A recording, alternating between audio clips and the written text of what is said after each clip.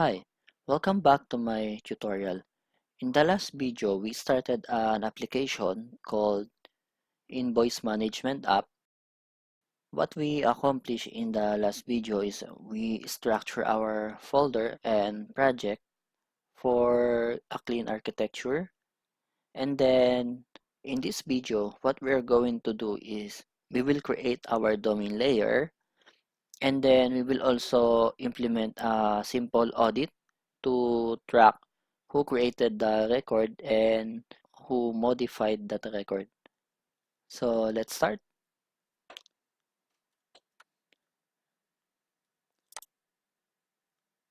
Go to our domain layer and then add a new folder called common.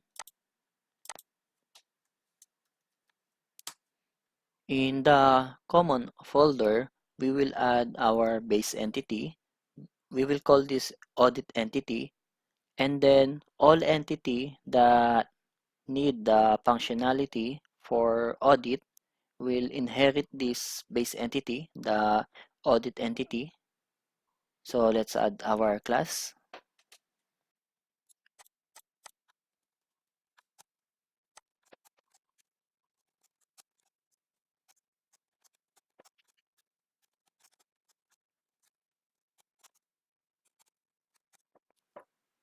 Then let's create our entities. Add a new folder called entities. We only have two entities in this project, the invoice and invoice item, and both of them will inherit audit entity.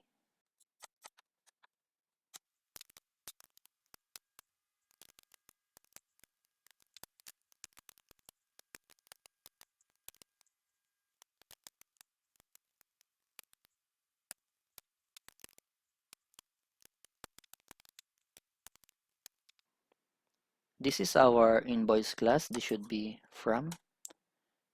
And our invoice should have a list of invoice item. So let's create our entity for invoice item.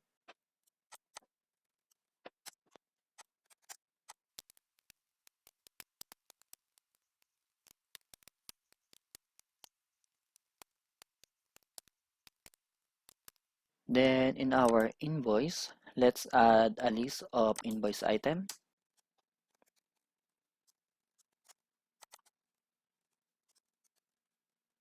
We still need some properties in our invoice.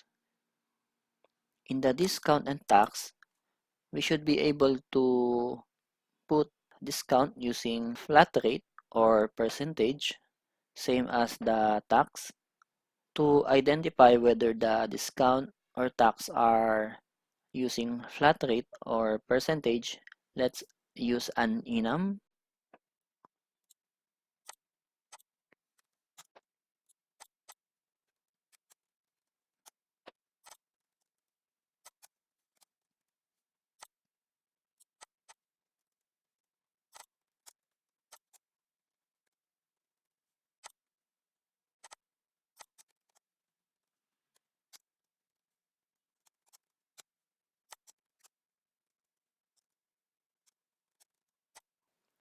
Now we are done with our domain layer.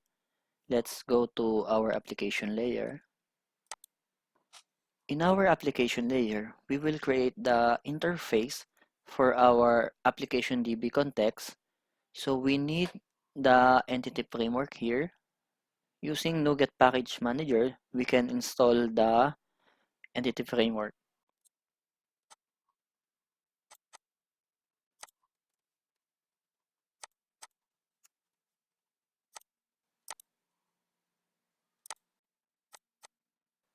After installing the entity framework core, let's create a folder in our application called common. Then inside the common folder, let's create a folder for our interfaces. Then let's create our interface for application DB context. Let's call it iApplication DB context.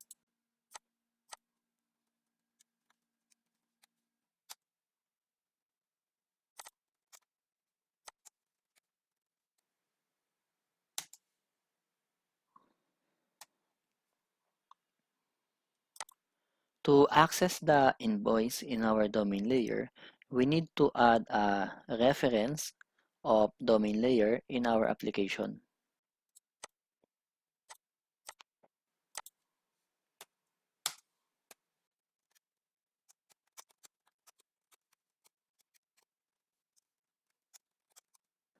The logic for our audit will occur in the application DB context save changes, so we need to override the default function of save changes. So we also need to include that method here in our interface.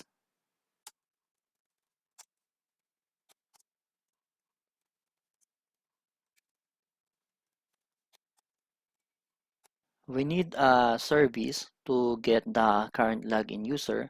So we will create an interface here and we will call it iCurrentUserService.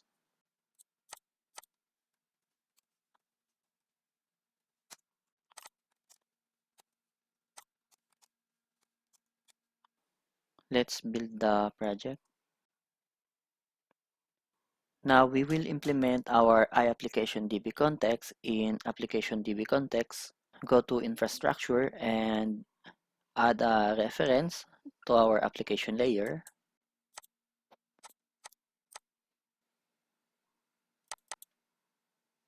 Then this should implement iApplicationDB context.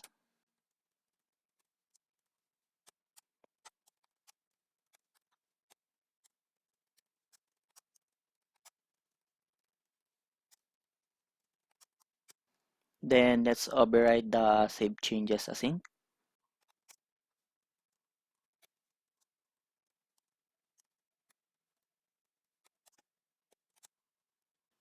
Here what we're going to do is we will iterate to change tracker entries, which is type of audit entry, and then we will check whether the entry is added or modified.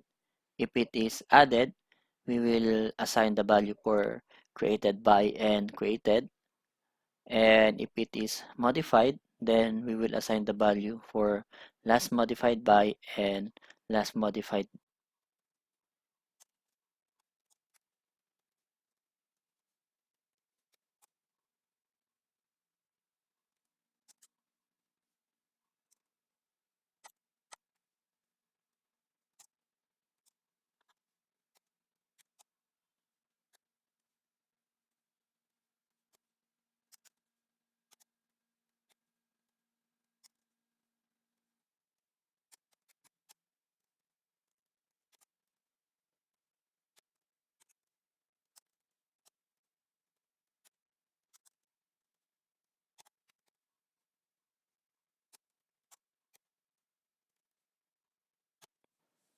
Now here in created by and last modified by, we need the current user, and we already created an interface for that, the iCurrentUserService.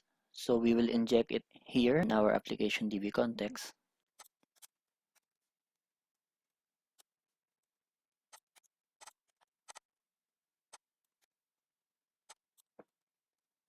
Now let's add the iApplication DB context in the dependency injection of our infrastructure layer.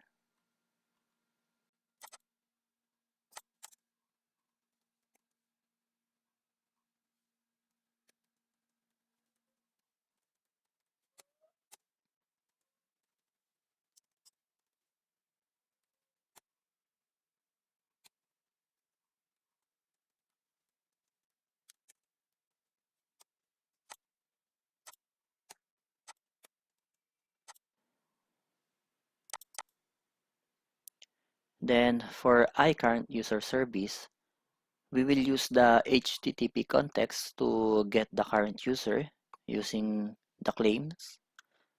And the HTTP context is here in our API. So we will add our service here, add a new folder called services,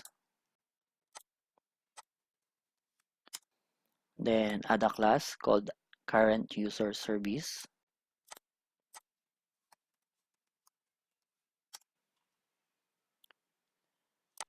They should implement iCurrent user service.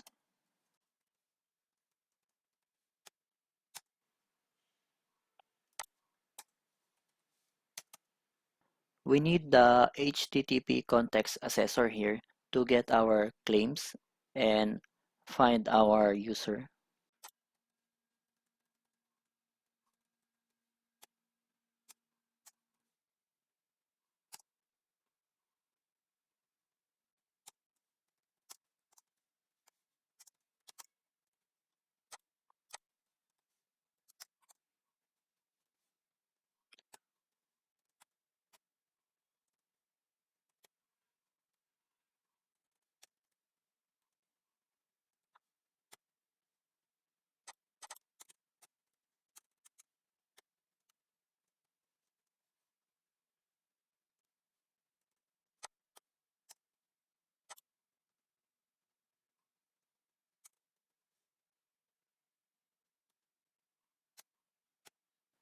Then we need to register this service in our startup file.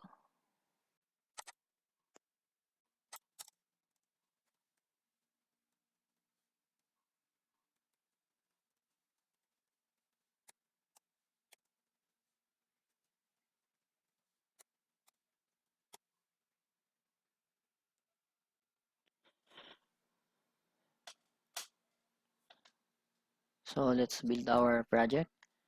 And then since we made some changes in our application DB context, we need to add a migration here and update the database. Open your package manager console. In the default project, select your infrastructure layer and then execute the command add migration.